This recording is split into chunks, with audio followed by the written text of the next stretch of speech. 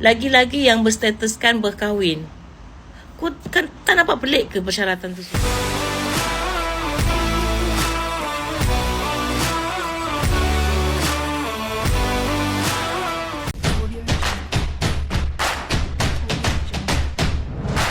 Halo pemirsa, bertemu lagi bersama saya Boru Naga.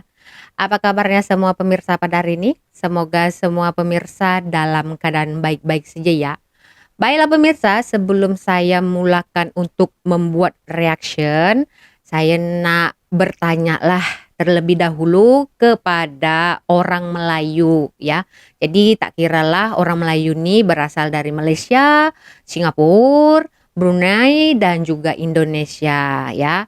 Jadi ini mengenai bahasa. Ceritanya lah tadi ada follower saya dari TikTok tag saya di satu video yang admin ini berasal dari Indonesia dan bekerja di Malaysia. Mengenai bahasa pemirsa. Jadi yang ditanyakan oleh orang Malaysia ini mengenai ya penggunaan bahasa untuk panggilan barang. Jadi kan di situ dia tanya, Kak Boru, kalau di Indonesia kalau panggilan barang itu adalah produk ya. Jadi ejaannya seperti ini. P I R O D E K. Produk. So saya jawab lah, bukan seperti itu, tapi produk. P R O D U K. Tapi yang peliknya ya, admin yang punya channel nih, orang Indonesia nih, dia suruh saya belajar bahasa Melayu. So saya bertanya lah kepada pemirsa, kalau bahasa Melayu atau bahasa Malaysia ini untuk sebutan barang itu apa pemirsa? Maksudnya barang yang setelah dihasilkan begitu kan. Lepas itu dia suruh saya belajar bahasa Melayu, belajar tentang sejarah Melayu, belajar tentang suku Melayu. Nah, jadi macam inilah ya, kalau yang saya pelajari tentang suku Melayu nih, mereka beradab tujuh. Ya, mereka beradab tujuh. Kalau bahasa tuh tak jauh beza pun dengan Indonesia, betul tak? Jadi saya bertanya lah sekarang ini, ya bahasa Melayu tuh apa untuk produk pemirsa. Jadi itulah ya pemirsa, saya pening sekali kalau bahasa-bahasa ini kan. Macam nanti kita kalau mati tuh di dalam kubur tuh yang ditanya bahasa apa yang dipakai di waktu kau hidup kan gitu. Pening aku. Oke, jadi kita akan kembali ke topik utama. Ada satu pengalaman orang Indonesia semasa dia bekerja di Indonesia. Dan sekarang ya setahu saya kakak ini dia menikah dengan orang Malaysia. Dan dia melihat perbezaan kalau bekerja di Indonesia dan juga di Malaysia. Dari cara penerimaan, dari cuti sakit, ya kan? Jadi kita akan tengok ya apa pendapat beliau tentang Malaysia dan Indonesia. Seperti apa? Jom saksikan bersama-sama. Saya minta maaf kepada sesiapa yang tak bersetuju dengan video saya. Tapi ini adalah luahan hati saya kepada oknum-oknum, bukan pemerintahan. Tak salah pemerintahan pun. Ini oknum-oknum yang terlepas pandang sebetulnya. Ramai oknum-oknum yang menyalahgunakan kuasa. Pengalaman saya peribadi masa tu kerja kilang kan. Sebetulnya Indonesia ni bagus. Kita tak boleh disiplin. Jadi kalau lambat lambat sampai ke tempat kerja tu, guard akan halau kita, suruh balik. 3 kali balik, sama ada kilang berhentikan kerja ataupun dapat warning. Tapi kebanyakan kilang akan berhentikan kerja lah. Macam saya dengan adik saya diberhentikan kerja.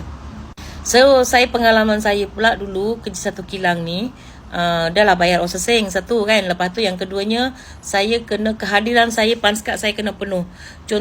Kawan saya pula dia sakit masuk hospital. Surat hospital dah bagi dekat manager kan. Lepas tu dia sebab setiap bulan kita kena tengok panskat tau. Setiap bulan kita tengok ada papan pengumuman macam tu. Kita kena tengok tengok kita kena tengok papan pengumuman. Setiap hujung bulan kita kena tengok papan pengumuman. Tahu, kalau dekat papan pengumuman tu ada nama kita, maknanya bulan depan kita start kerja balik lah. Kalau tak ada, tak ada. Jadi kawan saya ni cuti seminggu sebab dia sakit. Lepas tu operation lambung lah. Jadi budak ni cuti 1 minggu. Lepas tu kilang tak panggil dia. Sampai sudah tak panggil dia tau. Lepas tu saya ada jatuh lah dekat kilang tu kan. Jatuh, tergelincir jatuh. Pengsan. Tak adalah pengsan, tak sedar, langsung sedar lah. Tapi tak boleh nak bangkit kan. Lepas tu MC tu macam izin cuti tu dapat daripada kilang tau. Sebab pengawas yang bawa saya pergi klinik. Lepas tu 2 hari saya cuti. Bulan kemudian saya tak dapat panggilan. Maksudnya dekat papan pengumuman tu tak ada nama saya. Okey lah kan, mungkin saya dicutikan sebulan lah, tak apalah. Berbulan manager cakap tunggu kita orang call. Dia cakap macam tu lah. Berbulan sampai masanya pakcik saya cakap okey, saya uruskan kamu untuk datang Malaysia je lah. Dia cakap macam tu, kerja dekat sini. Masa tu ketika tu pakcik saya uruskan semua. Visa semua dah settle, semua tinggal settle tiket semua, jadual tiket semua dah ada. Saya dapat call daripada kilang. Dia cakap 1 hari bulan ni you dah boleh start kerja balik. Dan adik saya pula, dia bukan suka-suka tak datang kerja ataupun suka-suka lambat pergi kerja. Kau bayangkan lah macam kalau di Indonesia, perjalanan naik motor tu je daripada rumah saya ke tempat kerja tu, motor 2 jam lebih ataupun 3 jam. Okay, kalau di Malaysia ni, kalau contoh di Malaysia ni perjalanan jauh tu macam KL ke Melaka. Pergi balik tau, bukannya tidur dekat sana. Okey, mungkin ada orang tanya kenapa nak kena pergi balik, kenapa tak sewa rumah kat sana. Sewa rumah dekat sana tu mahal. Lepas tu anak dia sekolah, nak pindahkan sekolah pun susah. Dan adik saya bukan pekerja tetap. Takut-takut lawan dia dibentikan kerja, macam mana dah lah bawa anak tu pindah dekat situ kan. Lepas tu kena buang kerja macam mana. Maksudnya kontrak memang lah betul ya. pun sebulan lepas tu adik saya kena buang kerja. Ngam-ngam sebelum Covid kena buang kerja. Nasib baik ya kan. Kau bayangkan kena buang kerja dengan umur adik saya dah 30 lebih kan. Lepas tu dah ada tanggungan motor semua benda tu dijual, kau tahu. Lepas tu umur 30 lebih ni susah nak cari kerja. Kau tahu tak? Maksimum ada yang dekat surat khabar tu semua, maksimum umur 26 tahun. Oi. Jadi Sama macam umur tu hari kan yang saya 30 reaction kan. lebih ataupun 26 ke atas susah untuk dapatkan kerja. Lagi-lagi yang berstatuskan berkahwin. Kau kan tak nampak pelik ke persyaratan tu semua? Persyaratan yang mengada-ngada, selain daripada penampilan menarik, pengalaman, ijazah tu okey lah kan. Lepas tu status perkahwinan, sama ada kau bujang ataupun kau berkahwin. Ini aku nak cakap ramai yang menggunakan KTP orang lain semata-mata untuk dapatkan kerja. KTP yang berstatuskan bujang. Kau tahu, walaupun dia dah berkahwin, dia menggunakan KTP orang lain yang bujang untuk dapatkan kerja tu. Sampai macam tu sekali. Ini pun berlaku pada adik perempuan saya. Dia kerja kilang. Kilang tu pun bukannya kerja tetap, bukan permanent. Dia kontrak tiap-tiap bulan macam saya tadi. So dia menggunakan KTP yang bujang dia tau. KTP yang dah berkahwin dia tak tunjuk kepada personalia, betul kan? Jadi kan, apa salahnya kau bagi senang je budak-budak yang baru habis belajar ni cari kerja. Kenapa? Kau ingat sekolah ni tak mahal ke? Iuran dia mahal. Orang tua sekolahkan sampai SMA ni sebab pada pemikiran orang tua-tua ni kan, supaya anak dia senang nak cari kerja. Dulu kan persyaratan dia ijazah. Bila ijazah kita dah dapat, kenapa susah lagi? Kenapa ada persyaratan lagi? Habis anak orang yang hodoh-hodoh, yang tak berapa menarik penampilan tu, tak layak ke nak dapatkan kerja? Lepas tu saya ada nampak satu komen ni, dia cakap pasal pertanian lah.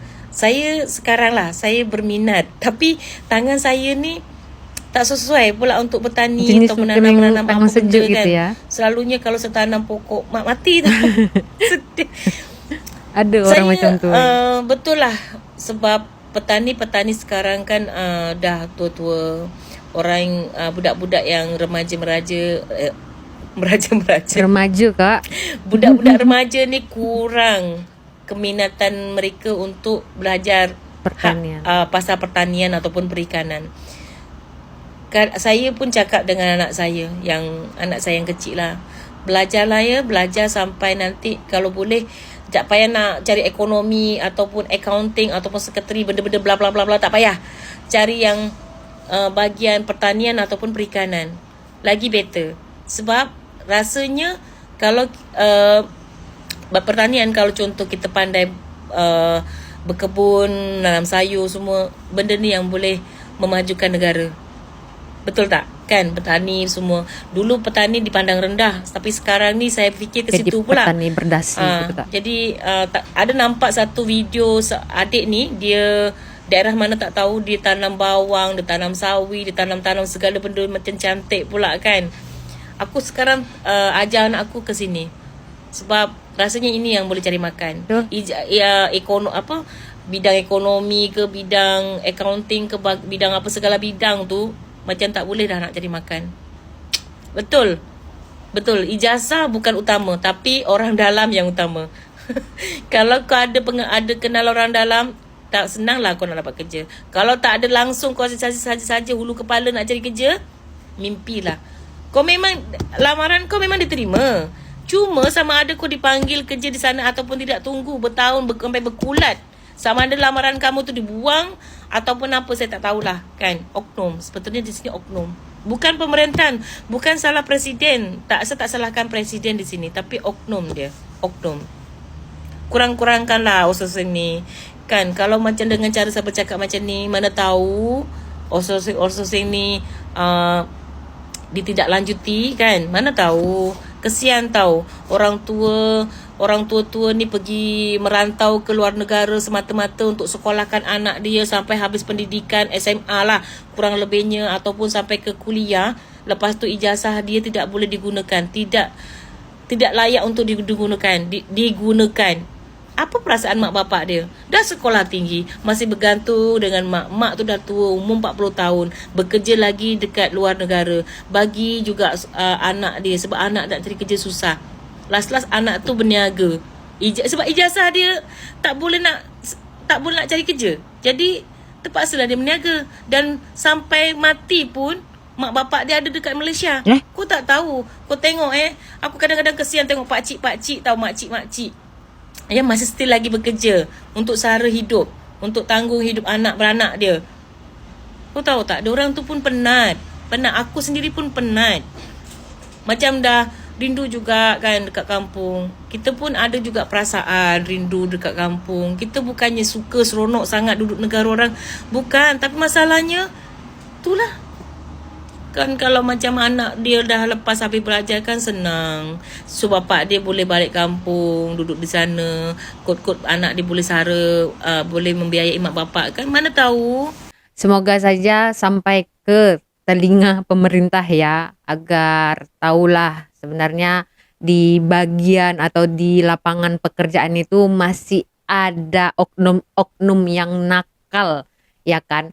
Jadi kalau prinsip saya dulu ya, karena saya juga sekolahnya nggak sampai ke university, saya waktu balik dari Malaysia, kilang kedua itu, saya nekatkan kepada diri saya, tak nak masuk Malaysia lagi. So saya belajar di bagian kecantikan, ya kan, ya salon begitu, sebab setahu saya kalau salon nih, ya kita punya skill ataupun kita punya talenta seperti itu, kita boleh hidup di mana saja. Sebab kalau orang nih kan di mana-mana kan teringin selalu nampak cantik ya kan, menjahit pemirsa ya. Itu kalau kita dalami ya, kita pahami, kita belajar di bagian itu, wah senang hidup kita bisa senang. Jadi kalaupun kita sudah tua, kita sudah tak ada tenaga nak buat kerja tuh, kita boleh buka study ya, macam orang yang nak belajar di salon ya, kecantikan macam tu ataupun menjahit, kita dapat duit dari situ.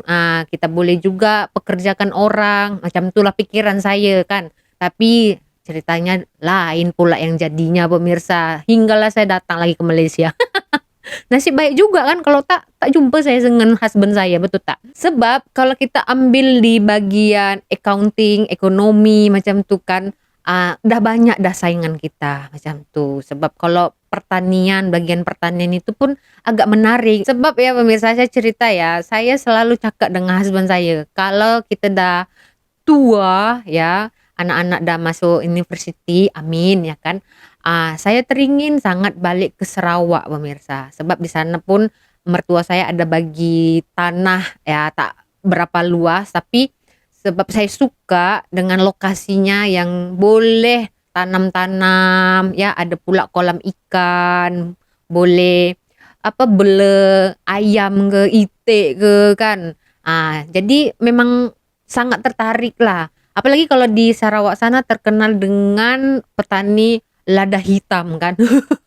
Sebab di pikiran saya, kalau saya tanam sayur macam tu, saya boleh dapat airnya dari kolam ikan, ya. Terus saya nanti ternak ayam, ya. Jadi segala pupuknya itu udah komplit di situ, ya kan? Nah, harus main di otak. Tapi miris sekali ya kalau masih ada ya oknum-oknum nakal seperti itu yang mengambil kesempatan, padahal orang sekolah itu ya mengeluarkan banyak biaya, tapi orang nak cari kerja, lihat penampilan, ada orang dalam, ya kasihan sekali. Makanya ya, orang-orang di Indonesia sana ramai yang pergi ke luar negara, luar negeri. Sebab di luar negeri mereka lebih dihargai sekolah mereka. Tapi ada juga orang berpikiran, orang yang pergi ke luar negeri ini ya, mereka itu tak bersekolah. Jadi kasihan ya. Padahal kalau di Malaysia ini MC itu dibayar, betul tak? Jadi kalau kayak sakit berminggu-minggu itu ada, sudah disediakan oleh kilang. Ini ceritanya kilang kan. Disediakan kilang, biasanya setahun itu selalu 12 hari atau 11 hari begitu. Jadi saya cerita ya pemirsa, ada kawan saya dekat sini ya. Husband dia orang Cina, dia orang Sabah. So dia bekerja di satu kedai, tapi dia sakit lah ya, sakit macam pendik lah, di Indonesia itu sebutannya usus buntu ya. So dia kena operation. Jadi memang harus ambil cuti panjang lah. MC pun dalam setahun tuh kan hanya dibagi 11 paling lama lah itu kan. Campur lagi annual leave, ada beberapa hari begitu kan. Jadi dipikirnya mungkin tak cukup lah nih kalau saya still kerja di sini macam tuh. Tapi ya pemirsa, majikannya bagi dia cuti tanpa gaji. So nanti kalau dia udah sembuh, udah pulih, udah boleh bekerja, dia kerja balik di kedai tersebut. Terbaik kan? Dan kalau di sini orang bekerja ya tiba-tiba tak dikasih kerja lagi atau di PHK ya, atau dipecat begitu, harus ada itu ya notisnya sebulan begitu, bukan senang-senang. Ataupun orang yang nak berhenti kerja harus bagi notis paling lama 2 bulan ya kan. Nah, jadi di sini sangat berbeda ya. Apalagi kalau kata kakak ini di sana itu, di tempatnya itu mau kerja aja harus ada kabel orang dalam. Wah, di sini kayaknya nggak ada pemirsa. Orang Malaysia tolong dijawab ya. Jadi semoga ada perubahan lah ya. Kasihan sekali ya generasi-generasi muda kita di Indonesia sana yang ingin bekerja tapi dipersulit sehingga mereka mengais rezeki di negara orang. Ada juga yang kena hina kan. Padahal mereka itu adalah pejuang devisa, ya kan? Harusnya kita hargai lah sesama bangsa. Kayaknya kalau ada oknum seperti ini kayak dijajah oleh bangsa sendiri, ya kan? Katanya sudah merdeka tapi dijajah ini oleh bangsa sendiri. Oknum-oknum nakal ini yang maunya duit, meras orang, ya kan? Mempersusah orang, ya kan? Kasihan. Harusnya jangan seperti itu. Semoga ada jalan keluar ya. Semoga pemerintah dengar, ada perubahan lah untuk membuka lapangan pekerjaan di sana. Apalagi sebentar lagi ya ibu kota negara Indonesia ya kan akan segera dibuka ya. Kita doakan aja cepat ya kan. Dan mungkin di sana akan dibuka lowongan pekerjaan yang banyak Jadi orang-orang Indonesia tak perlu lagi mencari rezeki di negara orang, betul tak? Oke, jadi begitu saja di video hari ini ya pemirsa. Kita berjumpa lagi di video selanjutnya. Saya Boru Naga, terima kasih, bye-bye.